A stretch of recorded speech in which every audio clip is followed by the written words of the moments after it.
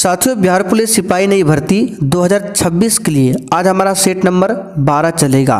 इससे पहले आपका टोटल 11 सेट कंप्लीट हो चुका है। अगर आपने नहीं देखा है तो इसका प्लेलिस्ट बन जाएगा, आप लोग जाकर देख सकते हैं। ये क्लास आपको डेली रात 8:30 बजे दिया जाता है। तो इस सेट का पहला क्वेश्चन देखिए, भारत में प्रेस का जनक किसे कहा जाता है। चलिए सभी ऑप्शन को ध्यान से पढ़िएगा और प्रत्येक स्टूडेंट को नीचे लाइव चैट में या फिर कमेंट बॉक्स में अपना अपना आंसर करना है। बताइए, भारत में प्रेस का जनक किसे कहा जाता है। तो याद रखिएगा, इसका सही जवाब है सी वाला ऑप्शन, जेम्स ऑगस्टस हिक्की। अगर आपसे पूछे भारत का पहला समाचार पत्र कौन सा था, तो याद रखिएगा बंगाल गजट, जिसके संपादक कौन थे, तो जेम्स ऑगस्टस हिक्की। राजा राम मोहन राय की बात करें तो इन्हें भारतीय पुनर्जागरण का पिता बोला जाता है। याद रखिएगा, इन्होंने 1828 में ब्रह्म समाज की स्थापना किया था। अगला क्वेश्चन देखिए, नाथुला दर्रा किस राज्य में स्थित है। एक भी प्रश्न को आपको छोड़ना नहीं है और जो भी साथी चैनल पर पहली बार आए हैं, आप लोग चैनल को जरूर सब्सक्राइब कर लीजिए ताकि बिहार पुलिस सिपाही से संबंधित आपका एक भी वीडियो छूटे ना। तो नाथुला दर्रा की बात करें, ये सिक्किम में है। कहाँ पर है, सिक्किम में। बी ऑप्शन आपका सही जवाब है, सिक्किम। अगला क्वेश्चन, कुद्रेमुख एक महत्वपूर्ण लौह अयस्क खदान है। बताइए कहाँ पर है। तो साथियों, कुद्रेमुख एक महत्वपूर्ण लौह अयस्क खदान है कर्नाटक का। सी ऑप्शन यहाँ पर आपका सही जवाब है, क्या होगा, कर्नाटक। अगर आपसे पूछे बैलाडीला ये भी क्या है, तो लौह अयस्क खदान है। ये कहाँ पर है, तो छत्तीसगढ़ में है बैलाडीला। अगला क्वेश्चन, अंतर्राष्ट्रीय जैव विविधता दिवस कब मनाया जाता है। चलिए क्वेश्चन नंबर 4 के लिए आप लोग आंसर बताइए और सेशन के लास्ट में आप सभी को कमेंट करके अपना अपना स्कोर जरूर बताना है। तो साथियों, अंतर्राष्ट्रीय जैव विविधता दिवस ये प्रत्येक वर्ष 22 मई को मनाया जाता है। यहाँ पर फर्स्ट ऑप्शन आपका सही जवाब है। 22 अप्रैल को विश्व पृथ्वी दिवस मनाया जाता है। 22 मार्च को क्या मनाया जाता है, तो जल दिवस, और बिहार दिवस भी 22 मार्च को ही मनाया जाता है। चलिए आगे देखते हैं क्वेश्चन 5, भारत का प्रथम तेल शोधक कारखाना कहाँ पर स्थित है। साथियों, बिल्कुल बेसिक लेवल से आपका बैच स्टार्ट हुआ है, इसलिए इस बैच में जो भी क्लास पहले आपका हुआ है सब क्लास को आप लोग देख लीजिए। सब क्लास आपको बैच में मिल जाएगा। ये हमारा व्हाट्सएप नंबर है, इस पर मैसेज करके आप लोग बता सकते हैं। तो भारत का प्रथम तेल शोधक कारखाना डिगबोई, क्या हो जाएगा, डिगबोई। यहाँ पर डी ऑप्शन आपका सही जवाब है। डिगबोई रिफाइनरी की स्थापना कब हुई थी, तो 1901 में। और डिगबोई रिफाइनरी जो है एशिया की सबसे पुरानी रिफाइनरी है। अगला क्वेश्चन, चिपको आंदोलन के प्रणेता कौन थे। तो चिपको आंदोलन के प्रणेता थे सुंदरलाल बहुगुणा। बी ऑप्शन यहाँ पर आपका सही जवाब है, सुंदरलाल बहुगुणा। अगला क्वेश्चन, समवर्ती सूची का प्रावधान किस देश से लिया गया है। बताइए क्वेश्चन 7 के लिए आंसर, समवर्ती सूची का जो प्रावधान है वो किस देश से लिया गया है। तो इसका सही जवाब है ऑस्ट्रेलिया देश के संविधान से लिया गया है समवर्ती सूची। ठीक है। अगर आपसे पूछे राज्य के जो नीति निर्देशक तत्व है उसको कहाँ से लिया गया है, तो आयरलैंड देश के संविधान से लिया गया है। नेक्स्ट क्वेश्चन देखिए 8 नंबर, निर्वाचन में राजनीतिक दलों के लिए आचार संहिता का निर्माण और इसकी घोषणा कौन करता है। तो साथियों, निर्वाचन आयोग करता है और कई बार आपको बता चुके हैं निर्वाचन आयोग की स्थापना 25 जनवरी 1950 को किया गया था, इसलिए 25 जनवरी को राष्ट्रीय मतदाता दिवस के रूप में मनाते हैं। अगला क्वेश्चन, भारतीय संविधान में मूल रूप से कितने अनुच्छेद थे। चलिए बताइएगा क्वेश्चन 9 के लिए आंसर। तो यहाँ पर जो भी साथी बी ऑप्शन बता रहे बिल्कुल सही जवाब है 395। भारत का संविधान विश्व का सबसे लंबा यानी कि सबसे बड़ा लिखित संविधान है। अगला क्वेश्चन, भारत में सिक्के जारी करने के लिए कौन प्राधिकृत है? इसका आंसर है सिक्का जारी करने के लिए वित्त मंत्रालय, और जो कागज का नोट होता है वो भारतीय रिजर्व बैंक। तो यहाँ पर आंसर क्या होगा? वित्त मंत्रालय। ठीक है, नेक्स्ट क्वेश्चन देखिए, सरकार द्वारा लगाई गई रुकावटों व प्रतिबंधों को हटाया कब जाता है? तो ये उदारीकरण में हटाया जाता है। किसमें? उदारीकरण में। डी ऑप्शन यहाँ पर आपका सही है। आगे देखिए, कृषि अर्थव्यवस्था किस क्षेत्र के अंतर्गत आता है? 3 क्षेत्र है, प्राथमिक, द्वितीयक, तृतीयक। तो कृषि आपका प्राथमिक क्षेत्र के अंतर्गत में आता है, द्वितीयक क्षेत्र में विनिर्माण औद्योगिक चीज़ें, और तृतीयक क्षेत्र में सेवा क्षेत्र। ठीक है, सेवा क्षेत्र को ही तृतीयक क्षेत्र बोला जाता है। तो यहाँ पर पहला ऑप्शन आपका सही जवाब है। और भारत के जीडीपी में सबसे अधिक योगदान किस क्षेत्र का है? तो तृतीयक क्षेत्र यानी कि सेवा क्षेत्र का। आगे देखिए, एक भारतीय राज्य के रूप में बिहार कब बना था? तो साथियों 1912 में बना था। कब? 1912 में। बी ऑप्शन यहाँ पर आपका सही जवाब है, 1912 में। चलिए आगे बढ़ते हैं। क्वेश्चन नंबर देखिए 14, प्रारंभिक वैदिक अर्थव्यवस्था मुख्य रूप से गतिविधि पर आधारित थी। किस गतिविधि पर बताइए? तो इसका सही जवाब है क्या हो जाएगा? तो चारागाह गतिविधि पर। ठीक है, प्रारंभिक वैदिक अर्थव्यवस्था मुख्य रूप से चारागाह गतिविधि पर आधारित था। यहाँ पर बी ऑप्शन आपका राइट है। पूर्व वैदिक काल में अर्थव्यवस्था का आधार पूछे तो पशुपालन। नेक्स्ट क्वेश्चन, वर्ष 1854 में भारत में पहली सफल कपड़ा मिल निम्नलिखित में से किस शहर में स्थापित की गई थी?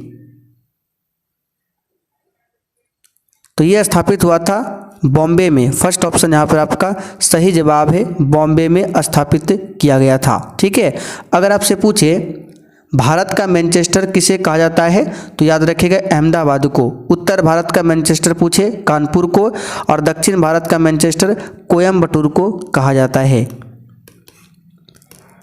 अंतर्राष्ट्रीय महिला दिवस कब मनाया जाता है? और क्लास में हम आपको जो भी एक्स्ट्रा क्वेश्चन बताते हैं, आपको एक भी प्रश्न लिखने की ज़रूरत नहीं है। ये सब प्रश्न आपको लिखा हुआ नोट्स में मिलेगा बैच में। तो अंतर्राष्ट्रीय अहिंसा दिवस 2 अक्टूबर को मनाते हैं। इसी दिन गांधी जयंती भी होता है 2 अक्टूबर। यहाँ पर पहला ऑप्शन आपका सही जवाब है, ध्यान रखिएगा। 15 अगस्त आप सभी जानते हैं स्वतंत्रता दिवस के रूप में, 26 नवंबर को संविधान दिवस, और 26 जनवरी को क्या मनाते हैं? गणतंत्र दिवस के रूप में मनाते हैं। नेक्स्ट क्वेश्चन, भारत ने किस पंचवर्षीय योजना के दौरान मिश्रित अर्थव्यवस्था को अपनाया? तो इसका सही जवाब है द्वितीय पंचवर्षीय योजना। बी ऑप्शन आपका सही है, द्वितीय पंचवर्षीय योजना, जो कि 1956 से 61 तक चला था। आगे देखिए, केंद्रीय सांख्यिकी संगठन का स्थापना वर्ष क्या था? तो ये था 1951। सी ऑप्शन यहाँ पर आपका सही है, 1951। ठीक है, अच्छा, राष्ट्रीय सांख्यिकी दिवस कब मनाया जाता है? तो 29 जून को। कब? 29 जून को। आगे देखिए, एक व्यक्ति जो 1 मीटर से दूर की वस्तुओं को स्पष्ट रूप से नहीं देख सकता, वह किस दोष से पीड़ित है? चलिए बताइएगा इस क्वेश्चन का आंसर। क्या बोला गया है? एक व्यक्ति जो 1 मीटर से दूर की वस्तुओं को स्पष्ट रूप से नहीं देख सकता है, तो वह किस दोष से पीड़ित है? तो यहाँ पर इस प्रश्न का आंसर हो जाएगा निकट दृष्टि दोष से पीड़ित है, और इसके लिए अवतल लेंस का इस्तेमाल किया जाएगा। ठीक है, आगे देखिए, एक विद्युत इस्त्री का प्रतिरोध 50 ओम है और यह 4.4 एम्पियर की धारा लेती है। इसके सिरों के बीच विभवांतर कितना है? तो आपने ओम का नियम पढ़ा होगा, V is equal to I R. तो यहाँ पर V निकालना है तो I का मान कितना है, धारा 4.4 एम्पियर है, और R यानी कि रेजिस्टेंस प्रतिरोध कितना है तो 50। अब इसको गुना कर दीजिए तो ये आपका 220 वोल्ट आएगा। यहाँ पर देखिए B ऑप्शन में दिया हुआ है। आगे देखिए, अयस्क से अशुद्धियों यानी गैंग को हटाने की प्रक्रिया को क्या कहा जाता है? तो साथियों इसे अयस्क का सांद्रण बोला जाता है, अयस्क का सांद्रण। नेक्स्ट क्वेश्चन, एक सामान्य पुरुष में कौन से लिंग गुणसूत्र होते हैं?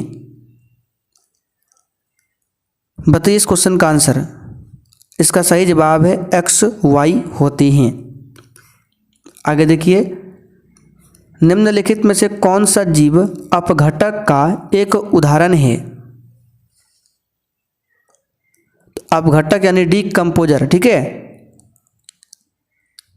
तो यहाँ पर इसका सही जवाब है जीवाणु। जीवाणु अपघटक का एक उदाहरण है, ठीक है। आगे बढ़ते क्वेश्चन 24, जल संग्रहण का एक पारंपरिक तरीका कौन सा है, बताइए। तो इसका सही जवाब है खादिन और बंधारा बनाना, ये जल संग्रहण का एक पारंपरिक तरीका है। नेक्स्ट क्वेश्चन, एक विद्युत फ्यूज किस पर आधारित है, बताइए। तो ये जो है धारा के ऊष्मीय प्रभाव पर काम करता है, एक विद्युत फ्यूज। नेक्स्ट क्वेश्चन देखिए, पंचायती राज का वर्णन संविधान के किस अनुच्छेद में किया गया है? बताइए क्वेश्चन नंबर 26 के लिए आंसर। पंचायती राज का वर्णन संविधान के किस अनुच्छेद में किया गया है? तो इसका सही जवाब है अनुच्छेद 40 में किया गया है। किसमें? अनुच्छेद 40। और अनुच्छेद 40 को गांधीवादी दर्शन माना जाता है, ठीक है। आगे बढ़ते क्वेश्चन नंबर 27, भोपाल त्रासदी में किस गैस का रिसाव हुआ था? तो इसमें मिथाइल आइसोसाइनाइड गैस का रिसाव हुआ था। भोपाल त्रासदी की घटना 3 दिसंबर 1984 को हुआ था, ठीक है, 3 दिसंबर 1984 को। आगे देखिए, भाखड़ा नांगल परियोजना किस नदी पर स्थित है, बताइए। तो साथियों भाखड़ा नांगल परियोजना ये सतलज नदी पर है। कहाँ पर है? सतलज नदी पर। आगे देखते हैं क्वेश्चन 29, जयप्रकाश नारायण अंतर्राष्ट्रीय हवाई अड्डा बिहार के किस शहर में स्थित है? तो ये पटना में है। कहाँ पर है? पटना में। वीर सावरकर अंतर्राष्ट्रीय हवाई अड्डा पूछा जाता है जो कि श्री विजयपुरम में है। श्री विजयपुरम किसकी राजधानी है? तो अंडमान निकोबार की। अंडमान निकोबार की राजधानी पोर्ट ब्लेयर था, लेकिन पोर्ट ब्लेयर का नाम कर दिया गया है श्री विजयपुरम। भारत में वन्यजीव संरक्षण अधिनियम कब से लागू हुआ? अच्छा क्वेश्चन है, 1972 में, और इसी के तहत 1973 में प्रोजेक्ट टाइगर शुरुआत किया गया था। अच्छा, वन संरक्षण अधिनियम कब लाया गया था? तो 1980 में।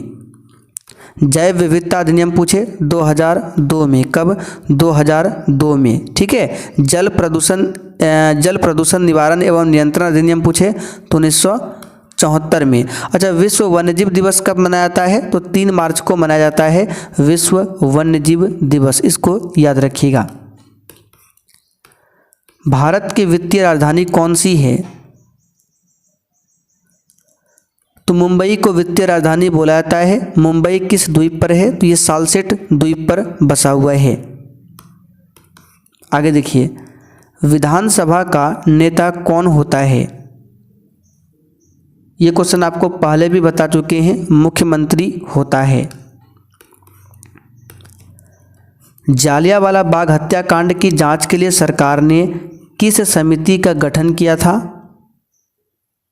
याद रखिएगा, हंटर समिति का गठन किया था। इसमें टोटल 7 सदस्य थे और हंटर समिति का अध्यक्ष कौन था? Lord William Hunter.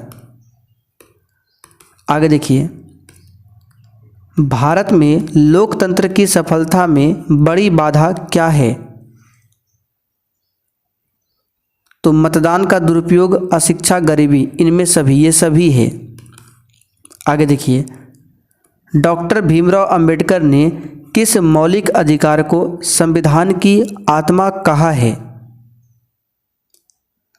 तो संवैधानिक उपचारों के अधिकार, जो कि आर्टिकल 32 है, इसे कहा है। बिहार में जल मंदिर कहाँ पर अवस्थित है, बताइए। तो साथियों पावापुरी में है। कहाँ पर है जल मंदिर? पावापुरी में। पावापुरी में क्या है? जल मंदिर स्थित है। नेक्स्ट क्वेश्चन, तुर्की देश की राजधानी कहाँ पर है, बताइए। अंकारा। तुर्की देश की राजधानी कहाँ पर है? अंकारा।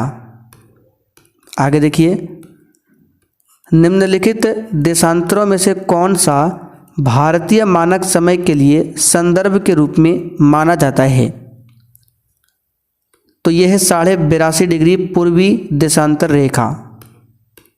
आगे देखिए, निम्नलिखित में से किस राज्य से होकर कर्क रेखा गुजरती है? तो कर्क रेखा यहाँ पर मध्य प्रदेश हो जाएगा। कर्क रेखा भारत के 8 राज्यों से होकर गुजरती है। गुजरात, राजस्थान, मध्य प्रदेश, छत्तीसगढ़, झारखंड, पश्चिम बंगाल, त्रिपुरा एवं मिजोरम। आगे देखिए, भारतीय संविधान की प्रस्तावना में 42वें संविधान संशोधन द्वारा कौन से शब्द जोड़े गए? तो 3 नए शब्द था, समाजवादी, धर्मनिरपेक्ष और राष्ट्र की अखंडता। तो डी ऑप्शन सही है। तो साथियों आज का सेट यहीं पर आपका कंप्लीट होता है। अब आप लोग कमेंट करके बताइए आपने कितने क्वेश्चन आज सही किए हैं।